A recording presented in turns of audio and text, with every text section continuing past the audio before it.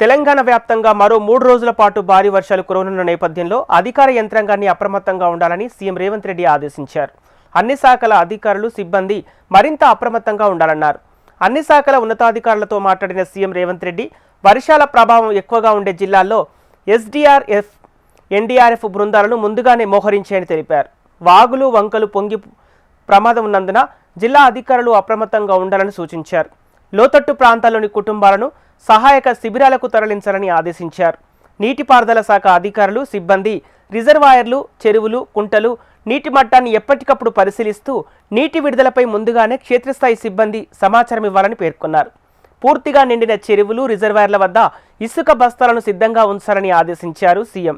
రోడ్లపై నీరు నిలిచిన ప్రాంతాల్లో లో లెవెల్ బ్రిడ్జిలు, కాజువేలపై నుంచి రాకపోకలు పూర్తిగా నిషేధించాలన్నారు.